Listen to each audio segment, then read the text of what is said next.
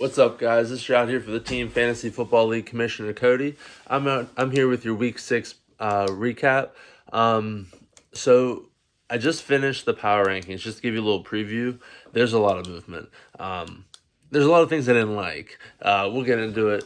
And it was very difficult, for the record. But starting with the recap, defending champion Scott, as always, 185.64 to Craig, 172.24. Scott improves to 4-2 as Craig falls to 1-5. Scott's top three performers was Matt Ryan at 47.64, George Kittle at 25.9 points, and Christian Kirk with 24.6, 2 receptions for 86 yards and 2 touchdowns. That's just an absurd stat. And the only reason he won, actually. So shout out to Scott. Craig, though, really close. He was right there, minus that wild Christian Kirk day. CEH with 28.4. Steelers defense, shout out them, 26.65. And Brandon Cooks shows up with 21.8 points. Also, shout out Young Huku, however you say your name. 20 points for Craig. I think that's a big deal to have a kicker that's solid like that. Unfortunately, though, for Craig, he falls to 1-5. The only thing I'll say is Craig's trending in the right direction. Like, his team's putting up the points. He would beat half the teams in the in this week and the week before, and I believe the week before when he the last 3 weeks. So I like where Craig's team's going, but we'll talk about things later. Moving on to the matchup of the week. Didn't end up really being the matchup of the week. There's some frustrations on my part in this matchup, and I'll get to that in the power rankings. But Liam with 151.69 to Hobert's 124.29.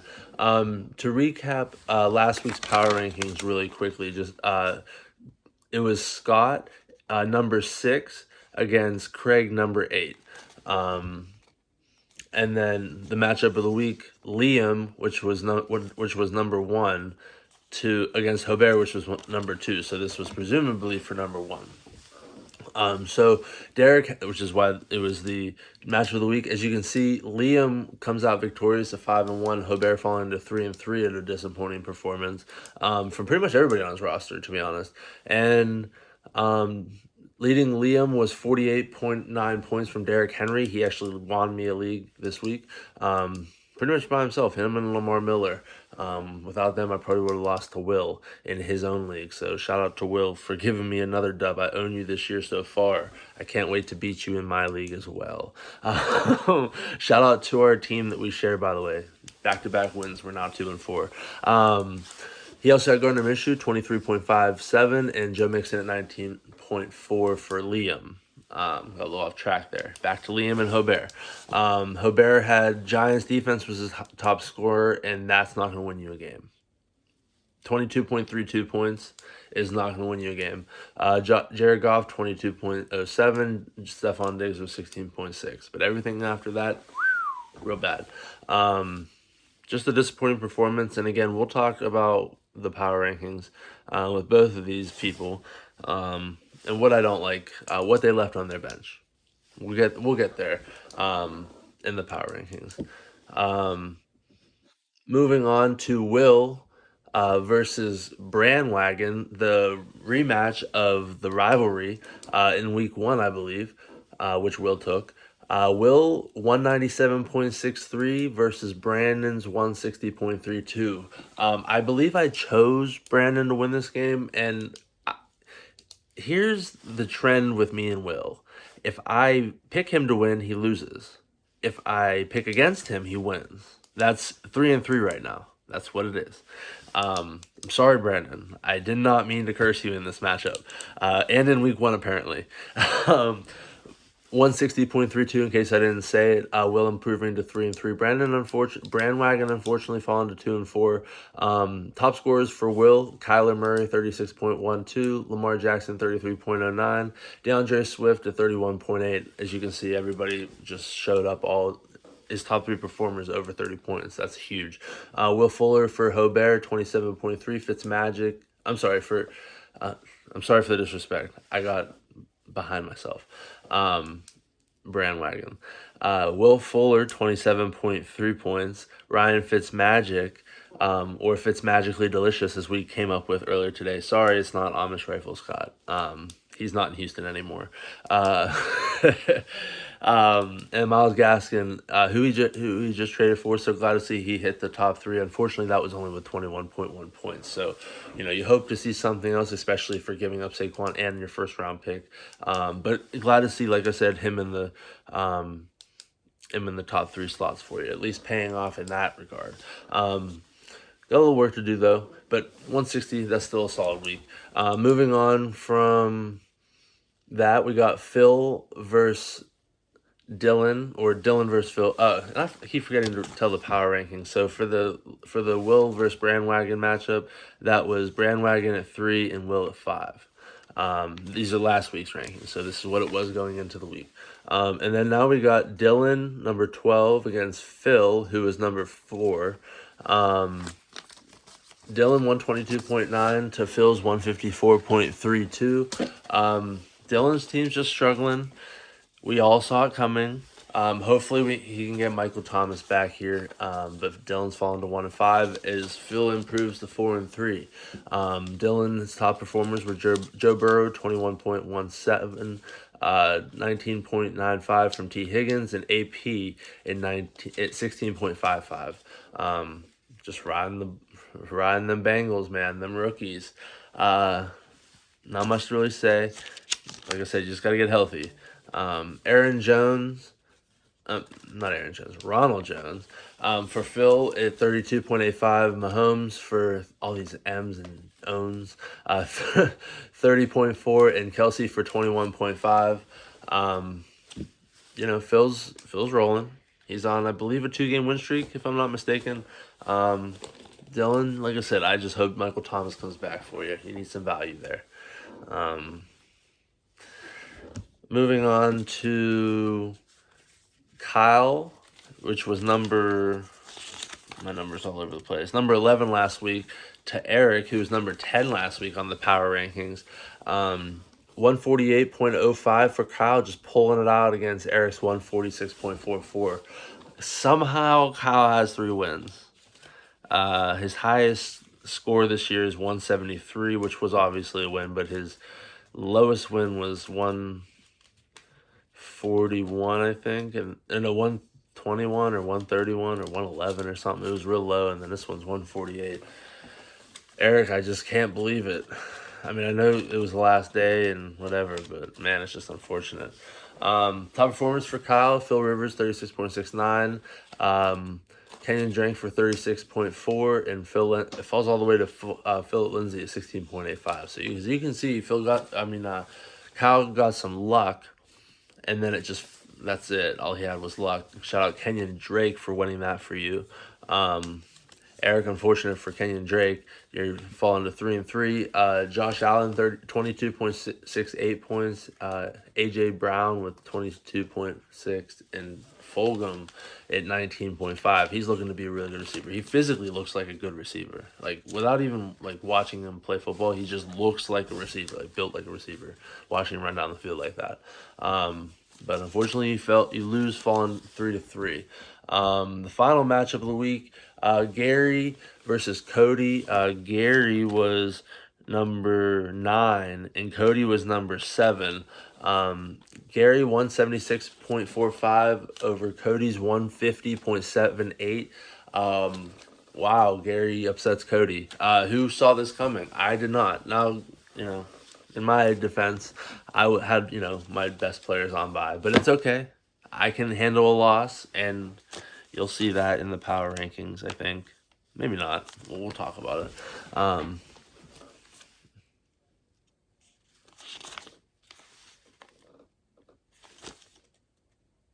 Yeah, I go down in the power rankings.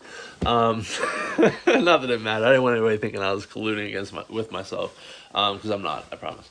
I'm very upset that I lost this week, even though the buys, but no excuses. The week before was really bad. Whatever that week was that I lost with 124 points, whatever. That's really bad. Anyway, Gary, shout out him. Deshaun Watson, 48.6 points. Justin Jefferson, 41.6. And Kirk Cousins with 35.52. Not much to say other than, like I said, with the whoever had the third, who was it? Will, who had 3 30-point top scores. Gary had 2 40s and 130. He's very top heavy though. After that, I believe fell off hard. Unfortunately, it wasn't enough for me to make up. My stars did not align. I was projected to, but they didn't. Julio Jones, 35.7. Thank you for coming back, Julio. The Dolphins defense at 18.96 and Daniel Jones at 18.83. As you can see, as I mentioned to everybody else, if you have, unless everybody's scoring 15 to 20 points, which usually doesn't happen with your top three being in that, you're not going to win. Unfortunately, I did not win, and that's just the way it works. Shout out Gary. Gary's on a 3-game winning streak. Who would have thought? He did. He is. Let's start off with our power. Let's finish off with our power rankings. So like I said, there's a lot of things that went into this. This is getting very difficult. I don't have analytics. Like all I have is like just looking at my phone and whatever. So I don't have like automated stuff. So it's just kind of what I'm feeling in the moment and like what should have happened. I did do a little bit of research looking at some benches. Starting off with Dylan, unfortunately, at 12, that was not a shocker. Just hoping for the best for you, buddy. You can still end up 8-5, but don't forget, maybe Michael Thomas leads you to 8-5, and that'd be fucking crazy. I'm hoping for that in Scott's league. Shout out Scott. Eric at number 11. Eric you're on a. I didn't write notes down, but you're on a losing streak at the moment. I think. Let me just pull up. I can pull up scheduling. Boom.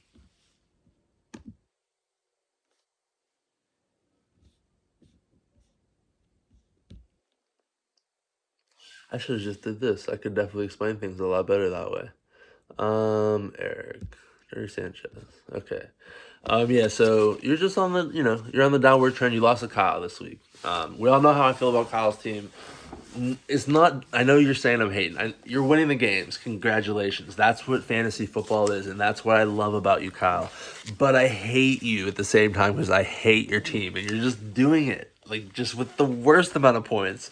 So Eric, that's why you're down at 11. Kyle, I still have you at 10.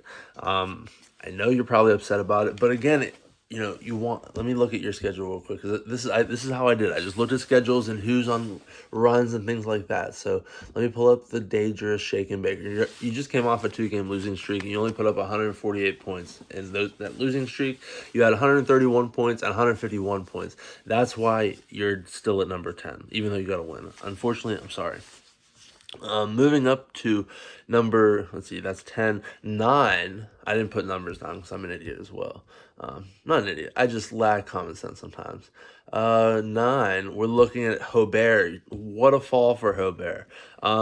Here's the reason why. Hobert's team's not bad, but I'm just in a tough position, okay?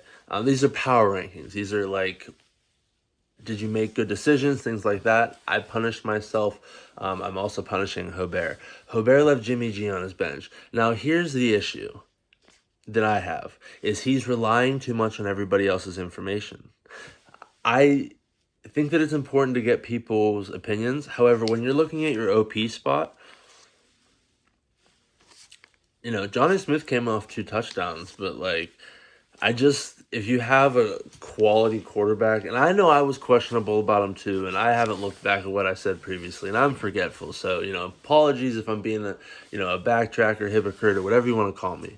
I just don't agree with leaving a quarterback for a tight end on your OP slot. At least Jimmy G. If you would have put him in, you would have won. So, and looking at your line, I'm sorry, Hobert. I don't know. You could have beat Liam. You could have been right up there, but you didn't because you chose Johnny Smith. And let's just look at the matchup real quick. So I can do that as well real quick. I like how the ESPN set up, by the way. Shout out ESPN. Shout out my internet.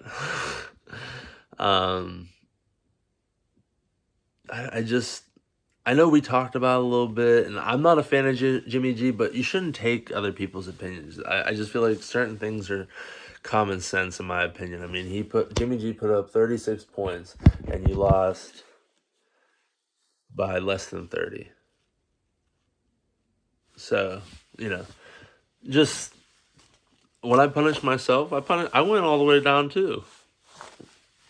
You'll be all right. Don't worry. You'll make your way back up. Your team's good. I'm not stressing it for you. Moving on to number, what are we at? 8. Cody falls to 8. Obviously, my shout out. No way it's slowing down.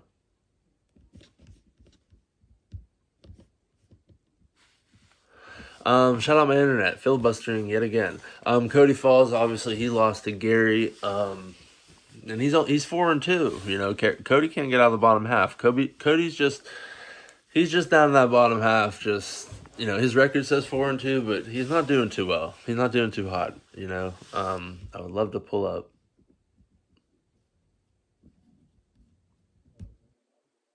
Neither is Cody's internet, by the way, so that's nice. Um,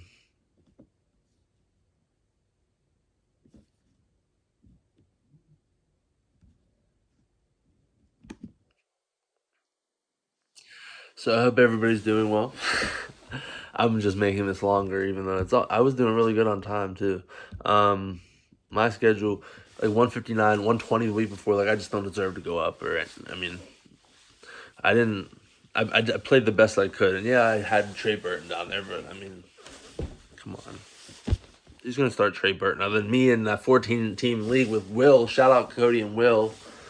But yeah, Cody's at 8. Craig, we have at 7. Why is a 1-4 team at 7 over all these teams that are winning and yada yada yada? Because I'm sure I'm gonna get flack for that.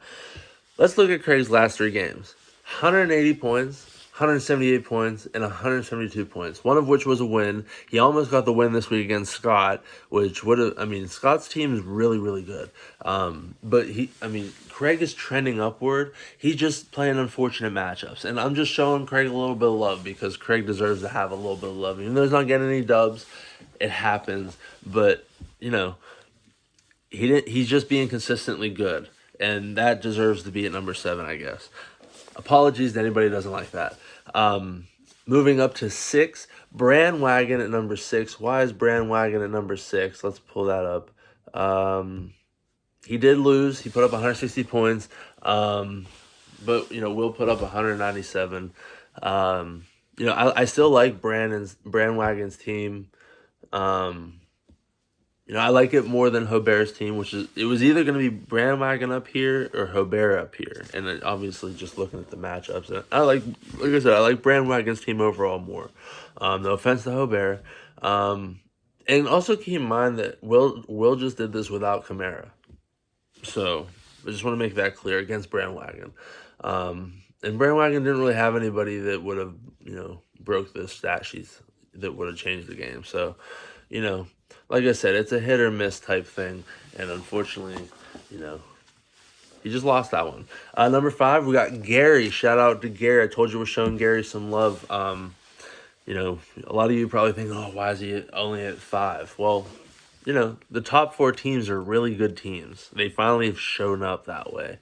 Not finally. Some are, you know, as you can see, the names that aren't, you know, I haven't said yet. And my hands are flailing because I'm just all jittery and lots of excitement. Gary, though, I haven't shown Gary any love. He unexpectedly has a 3-game winning streak. He beat me, so shout out to Gary. It's just the love I got to show for him right now. Most of his team's going to be in shootouts all season, so watch out. He could be a high scorer. Didn't see that coming. Shout out Gary, like I said. Number 4, Phil, you stay put. Why did Phil stay put? Because Phil, you know, he beat Dylan, but he only put up 154 points. I said that your team had, I remember saying in the last match, in the last video, in the preview video, that your team had the possibility, if they did what I think they could, to even though whoever won that 1 and 2 matchup, you could hop to number 1 if you did well enough. You did not do well enough. Your team disappointed. Most of the players on your team, I have another, actually no, only a couple, including Alexander Madison, and forget him. He fucking pisses me off. I should have just, I don't know, whatever. But yeah, there's not much you could really done. I mean, you know, I your team. I mean, like I said, you started the players that you probably should have started, even though your bench played out. It just is what it is, and but you're staying put this week. Let me go back to your schedule just to double check because I had something else I think I wanted to say. I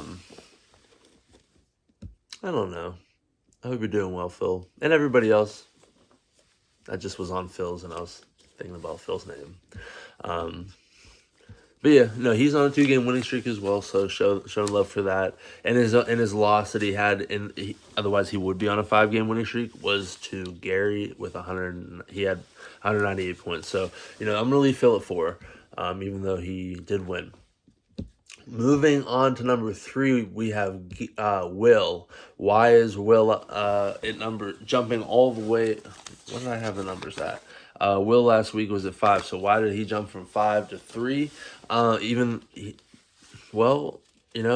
His team's really good, and he didn't have Alvin Kamara, as I previously mentioned. He put up 197 points on Brandwagon. And his 3 losses, his least amount of points was 173 points. He's very good team. That's why he was on that three-game losing streak, and he fell only to 5. I mean, I feel like the system is somewhat consistent. I mean, please, I'm trying. But no, I think that 3 is very just for Will at this current moment. Coming off that 3-game losing streak, like I said, his 3-point totals, I know I said 173.51 was the lowest, but 176.72 and 184.33. So, that's not bad at all. Moving up to number 2, this is where things are going to get a little feisty. And I know that you don't watch these, Liam, but you are at number 2. And here's why. Even though you just won that matchup, you're on a 5-game winning streak and all that fun stuff. You sat Ryan Tannehill. Number 1 material, I give you love all the time. Number 1 material does not leave Ryan Tannehill on his bench. Ryan Tannehill is a top 5, if not a top 3 quarterback in this fantasy football league, and you need to start acting like you acknowledge it. He comes off a 41-point win, leads you to a win hugely with Derrick Henry, obviously, and you sit him this week against Houston. I don't care what their number is. You have Ryan Tannehill. You start him. That is not number 1 material. I told you I'll punish you for making poor decisions. You made one. You exposed yourself. You know how I punished Hobert? I punished Hobert because he made a poor decision that could have won him the game on your mistake. If you didn't make that mistake, you would have won this matchup no matter what Hobert would have done. And who knows? Maybe Hobert doesn't fall as far. We'll never know. So Hobert, if you're watching at this moment, get mad at Liam because he didn't set his lineup. That's why you're at number 2, Liam. Yeah, you don't make those poor decisions. I know you're not watching this, but I hope everybody else is. I hope you can tell Liam yourselves next time you see him, hopefully at the next draft. Hopefully it's real. It will be live. I will hope to see everybody live in person. I understand if not. We can have masks required if you'd like. I don't care. But that's obviously far, far away. Liam, this is your fault.